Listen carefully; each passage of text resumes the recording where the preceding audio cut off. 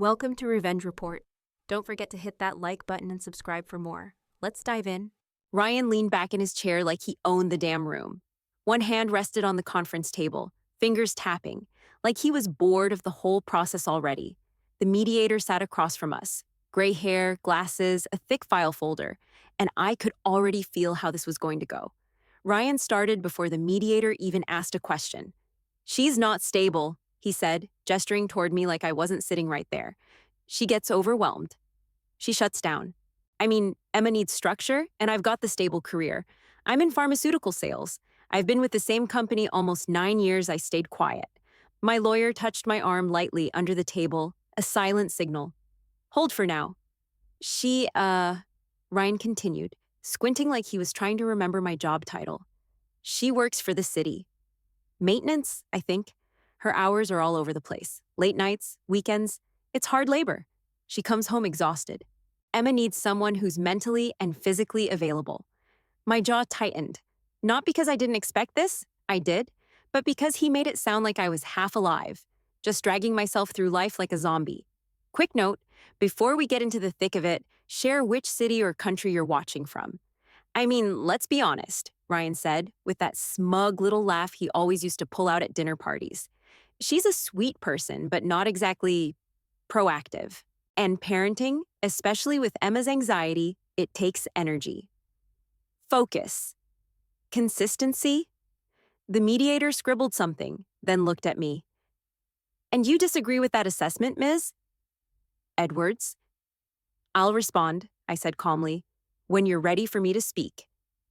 Ryan didn't like that. He chuckled under his breath and shook his head, like I was playing some game. "Listen, she's not trying to be difficult," he said to the mediator. "It's just who she is. She freezes up when she's under pressure. That's always been the issue." My lawyer leaned in, voice low. "Let him talk," she said. "He's hanging himself." So I did. I kept my expression steady and my mouth shut while Ryan painted me like a soft, scattered woman who couldn't handle a second grader's bedtime, let alone a custody arrangement. "She's passive," Ryan added. "I've had to take the lead since day one, especially during the divorce. She couldn't even look at the paperwork without freaking out." The mediator held up a hand. "All right, I'm going to need some specifics. Dates, incidents, something concrete." Ryan nodded like he'd been waiting for that. I sat up straighter. My folder was under the table, unopened. But not for long. Ryan leaned forward like he was about to drop some big truth bomb. "Here's the thing," he said, resting his elbows on the table. "Emma's already showing signs of stress. Panic attacks, trouble sleeping. She's struggling in school. You think that's a coincidence? She's in an unstable home half the time?"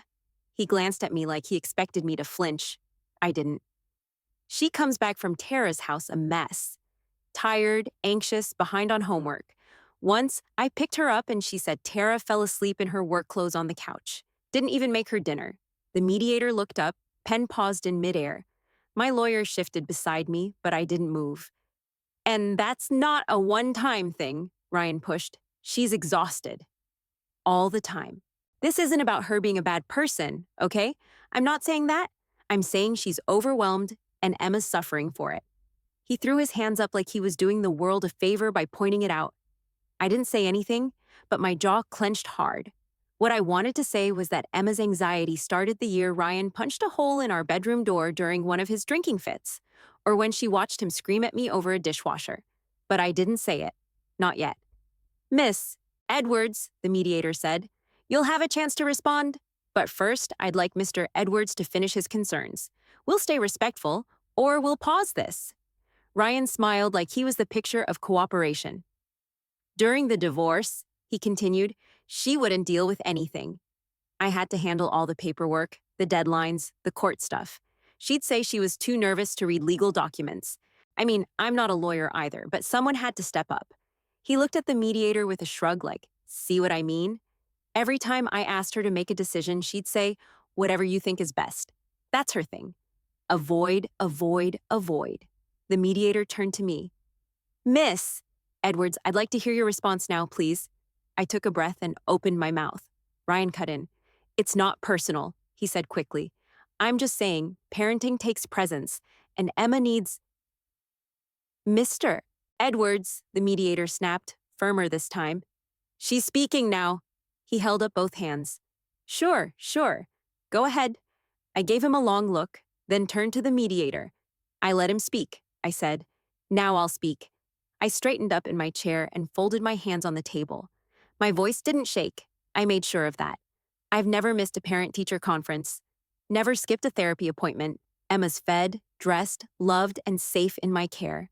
What I do when she's asleep on the couch, whether I fall asleep in my clothes or mop the kitchen floor, doesn't change that. Ryan let out a breathy laugh and muttered, Okay. I ignored him. Emma's struggles didn't start in my house. They started before the divorce, when the fighting was constant, when she was scared to come downstairs if someone raised their voice, when she'd flinch if a door slammed. The mediator's pen didn't stop this time. She's doing better now, I said. Ask her teachers. Ask her therapist. Ryan jumped back in, louder now. You're spinning this.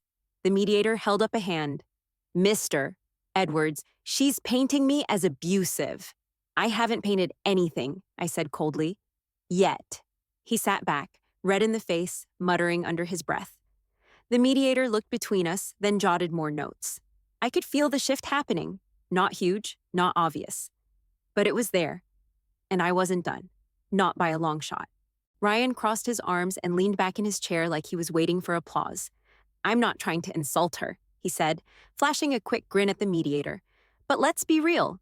This isn't someone with a structured job. She works maintenance or janitorial or something like that. It drains her. It's physical, unskilled, and inconsistent.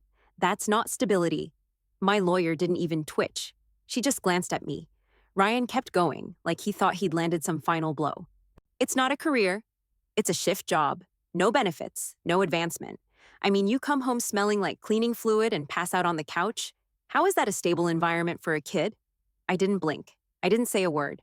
I reached under the table, unzipped my leather folder, and placed it on top of the documents in front of me. Ryan noticed, smirked, then looked back at the mediator. I'm not saying I'm better than her, he added quickly. I'm just saying Emma needs consistency, and if you're breaking your back doing physical labor, that's not something a kid can rely on. I opened the folder and slid my badge across the table. Silence hit the room like someone cut the power. The mediator leaned forward, eyebrows lifting slightly.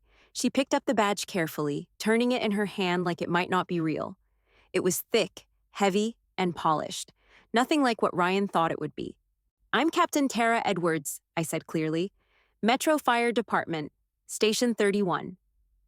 Ryan's head jerked toward me. What? I've been with the department 15 years, I continued. Started as a firefighter, promoted to engineer, then lieutenant. I've been captain for the last 4. He blinked, his mouth half open. You're kidding. No, I said. I'm not. The mediator still had my badge in hand. You're with the fire department full-time? Full-time, I said. City employee. Union. Pension. Medical. Benefits. Leadership training. I manage a crew of 23. Ryan laughed, but it was weak and forced. I thought you were volunteering. Or doing administrative work. That's because you never asked, I said. You just assumed. He stared at me like he was trying to make the badge disappear with his mind. I work 24-hour shifts, I added. 2 to 3 per week. Sometimes I'm gone overnight. Sometimes I walk in smelling like smoke because I was in a fire. The mediator finally looked up. Captain Edwards, how long have you been in your current role? Since 2019. She nodded and placed the badge gently on the table. Ryan shook his head. That doesn't make sense. You never told me. I did, I cut in. You rolled your eyes and changed the subject. He sat back, face pale. The smirk was gone. His hand twitched on the armrest, like he didn't know where to put it. I leaned forward just a little. I don't sweep floors for a living, I said. I pull people out of burning buildings. I lead rescues. I command structure, fire responses. And I do it well. Ryan looked like he wanted to argue but couldn't figure out how to start. The mediator was quiet, flipping through her notes, her expression unreadable. But I could feel the ground shift. Ryan had spent the last hour building a story around someone I never was. And now the truth was sitting in front of him in black and gold. I didn't look away. Not this time. Ryan finally broke the silence. I didn't know, he said, shaking his head like that somehow fixed it. You never said you were a captain. I thought it was volunteer stuff, maybe some administrative shift work. His voice had a fake calmness to it, like he was still trying to steer the wheel. I stared right at him. You never asked, Ryan. You just assumed I didn't assume. You laughed, I said, cutting him off.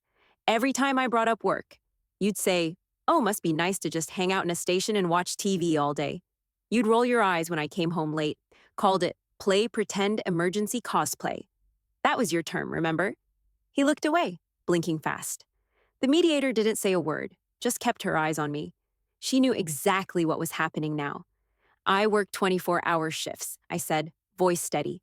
2 to 3 per week. Sometimes it's calm, most of the time, it's not. A month ago, I delivered a baby in the backseat of a stalled sedan.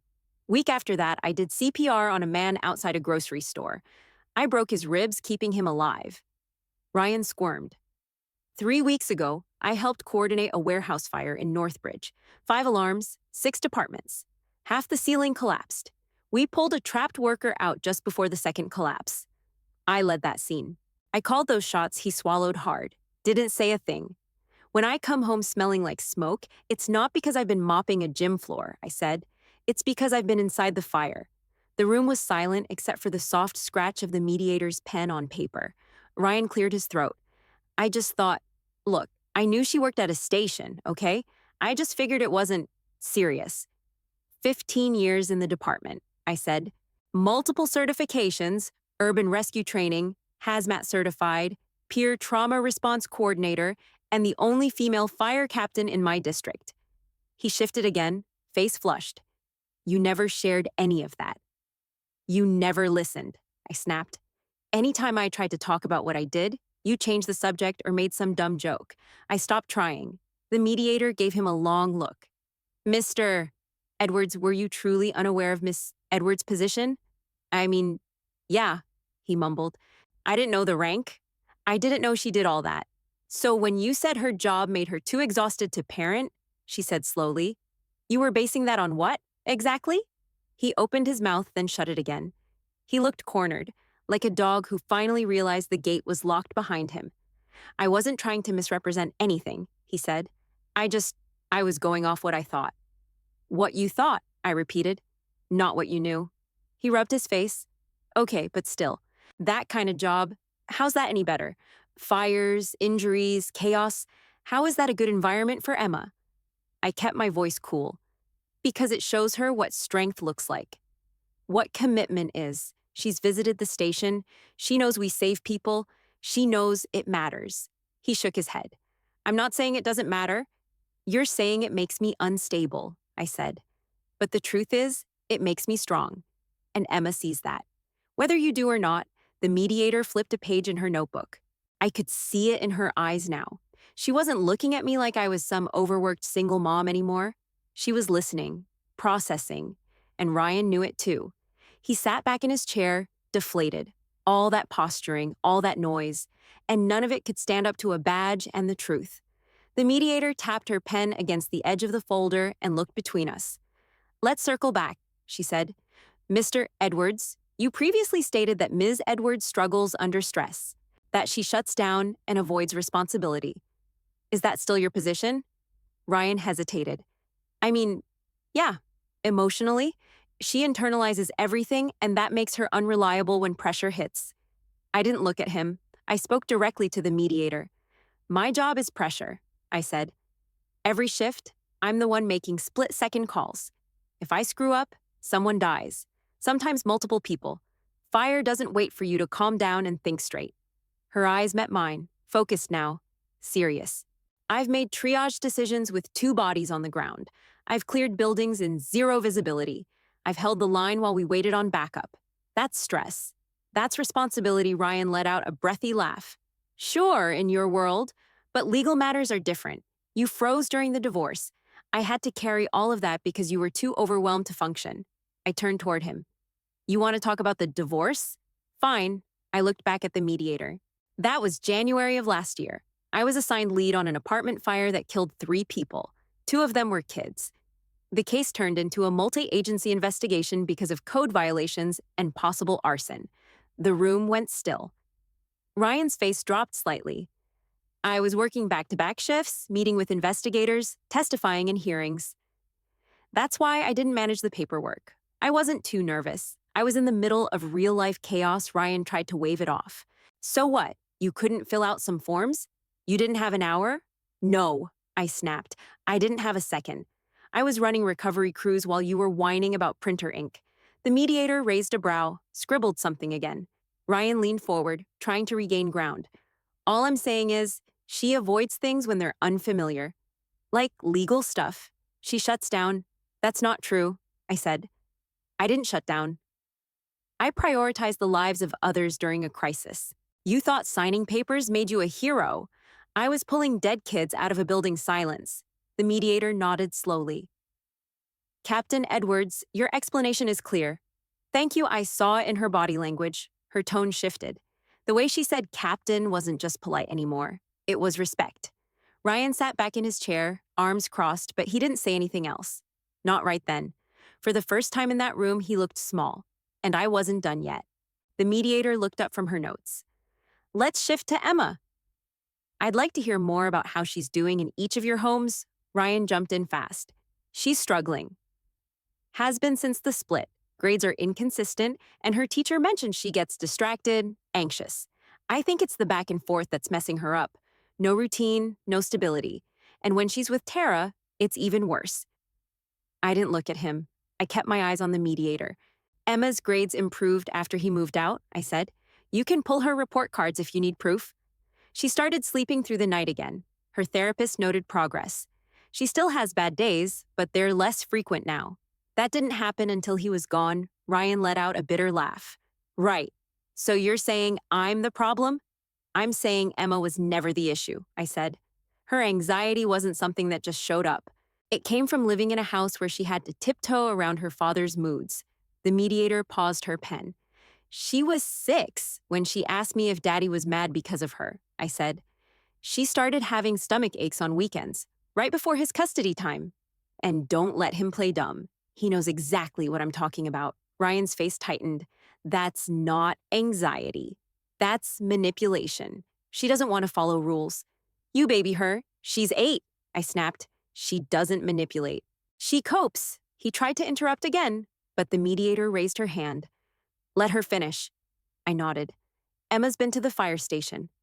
She knows what I do. She knows if something ever happened when I wasn't around, someone like me would show up for her. She thinks it's cool that her mom wears a badge and runs a crew. She's proud of me. I see it in how she talks to her friends, how she draws fire trucks in crayon with my name on them. The mediator gave a small nod, still writing. She doesn't need perfect, I said. She needs calm. She needs consistency. And more than anything, she needs to not walk on eggshells in her own home. Ryan leaned forward, voice rising. So now I'm a danger?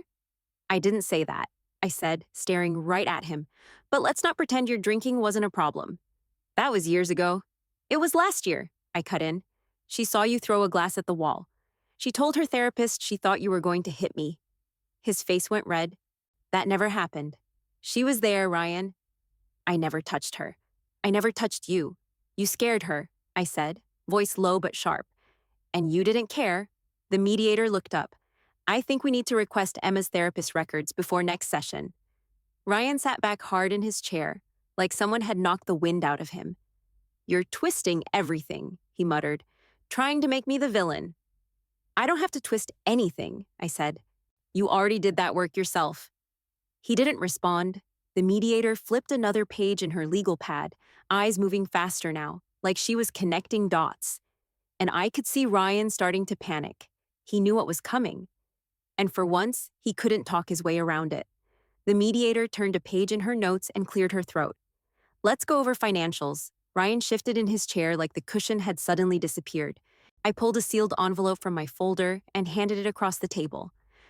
My most recent pay stub and benefit summary, I said.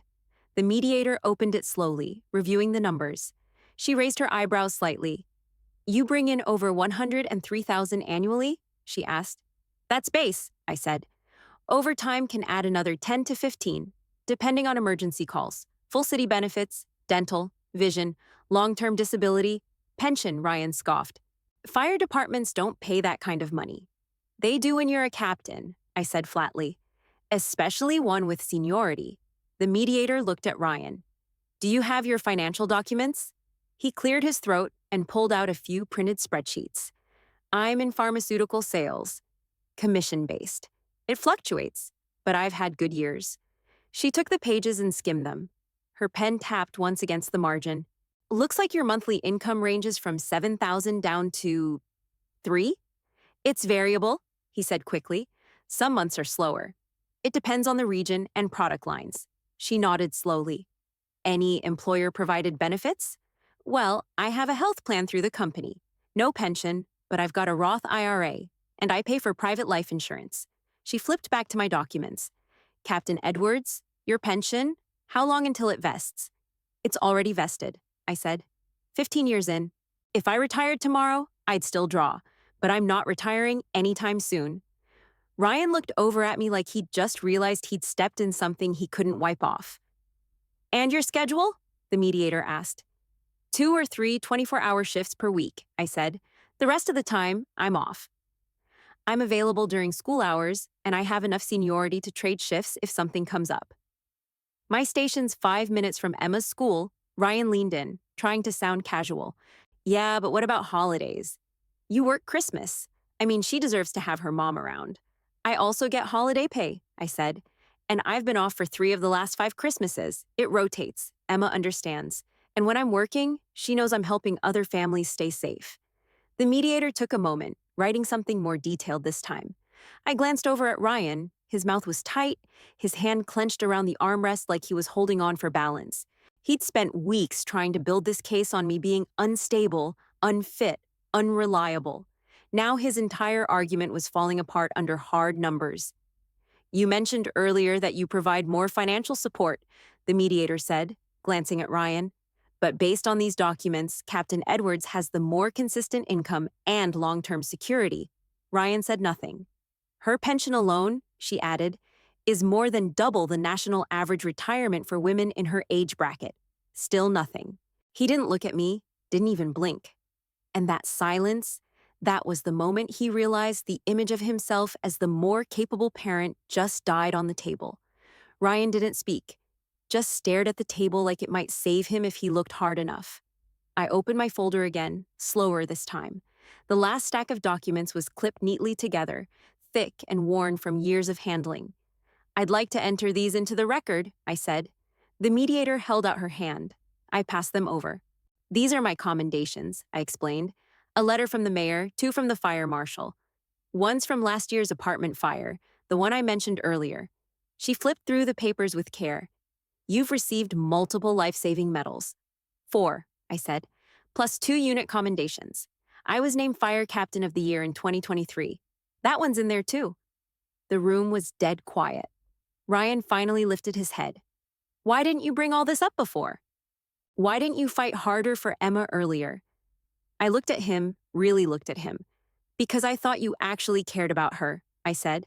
I thought you wanted what was best. I didn't think you'd turn custody into some twisted competition. He opened his mouth, but I didn't give him the chance. You made it about control, I said. Your ego couldn't handle the idea of me being more stable, more respected, more capable than you. So you spun this story to make yourself feel like the better parent. He shook his head slowly. That's not true. You tried to erase me, I snapped. And when that didn't work, you tried to shrink me. The mediator stayed quiet, still flipping slowly through the stack. When she reached the last page, the Fire Captain of the Year plaque, she paused. You've been in this position long enough to supervise, train, and lead an entire unit through crisis, she said. Yes, and maintain high enough performance to be formally recognized by multiple city departments? Yes. She looked up at me. And do you believe you can maintain this level of care and stability for Emma long term? I didn't hesitate. Absolutely. Ryan rubbed his temples, eyes closed. This is insane. No, Ryan, I said, sharper now. What's insane is that I sat through this entire process while you dragged my name through the dirt and told a room full of strangers I couldn't parent my own daughter, without even knowing what I do for a living. He looked up at me. You made me look like an idiot. No, I said. You did that on your own. The mediator pushed the folder aside and looked straight at him.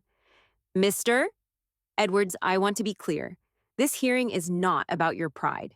It's about Emma. And right now, I'm hearing a very different version of this child's life than the one you've been presenting. He didn't respond, just leaned back again, folding his arms across his chest like a kid who didn't get his way. The mediator picked up her pen and wrote something at the top of her notes. Not a scribble, not shorthand. It looked like the start of a decision. And for the first time in years, I didn't feel like I was trying to prove I was enough. I was. 3 months later, I sat in the same courthouse, different room, same cold walls. The judge read the ruling with a calm, practiced voice. No emotion, no hesitation. Full physical and legal custody is awarded to Captain Tara Edwards. Supervised visitation is granted to Mr. Ryan Edwards, contingent upon compliance with counseling and a verified sobriety program. Ryan didn't look at me. He stared straight ahead, face stiff, jaw locked. Like if he didn't move, none of it was real. The judge continued. The court finds that Ms. Edwards' professional qualifications, record of stability, and testimony, supported by school reports and the minor child statements, clearly establish her capacity to provide a safe, consistent environment. I gripped the edge of the table just for something to do with my hands. I didn't smile. I didn't cry. I just breathed. Ryan's lawyer leaned over and whispered something to him, but he didn't respond. He looked like someone had pulled the floor out from under him, and he was still waiting to hit the ground. When it ended, we stood. The judge didn't even glance at Ryan again. Outside the courtroom, my lawyer gave me a tight nod. They made the right call. I nodded back. I know. 2 weeks later, Emma and I sat on the back patio eating popsicles. She was chattering about her new class project, something with fire safety posters.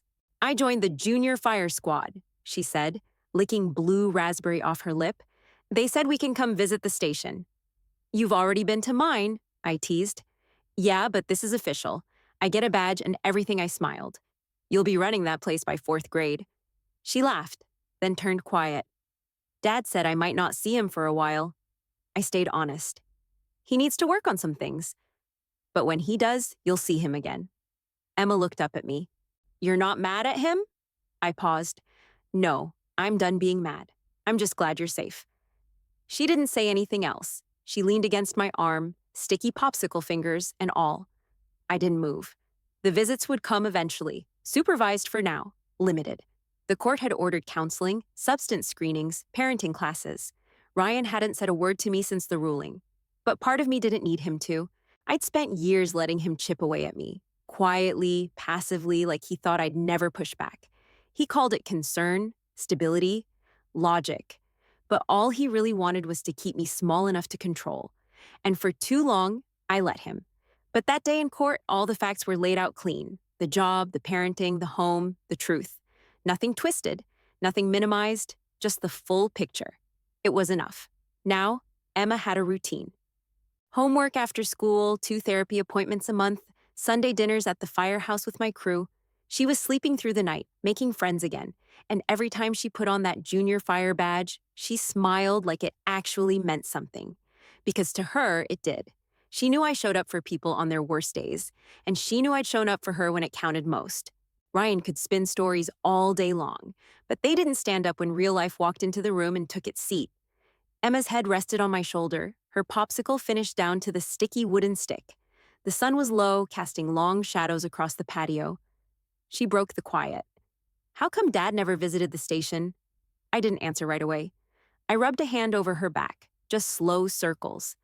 Some people avoid places that prove them wrong, I said. It's easier to believe something when you never go see the truth up close. She didn't ask again. She just nodded like she understood more than I wanted her to. A beat later, she said, I'm proud you're a firefighter. I smiled. Thanks, baby. I want to do it too. When I grow up. You sure? It's hard work, long hours, big boots, I said, nudging her with my elbow. I don't care, she said, sitting up straighter. You save people. I want to be like that. I looked at her. 8 years old, messy braid, still got popsicle juice on her chin, and I knew right then she wouldn't grow up second-guessing herself the way I did. Then you can do it, I said. Whatever you want. You don't have to shrink to fit anyone else's idea of you. She grinned. I won't. And I believed her. She didn't flinch around raised voices anymore. Didn't freeze when someone said no. She asked questions, pushed back when she needed to. She was getting stronger every single day. Ryan used to think I wanted revenge, that I'd come after him just to make him look bad. But he was wrong. The real win wasn't beating him in court. It wasn't the full custody or the supervised visits or the stack of evidence that proved I was right all along. It was this, raising a girl who knew her worth, even when the world tried to talk her out of it. Emma leaned against me again and looked up. You think I'll get a badge too? You will, I said. And when you do, I'll be there to pin it on. She smiled, small and proud. I kissed the top of her head, breathed in the mix of sunscreen, sugar, and the smallest bit of dirt. Real life, real joy. And I sat there with her, knowing we'd already turned the page.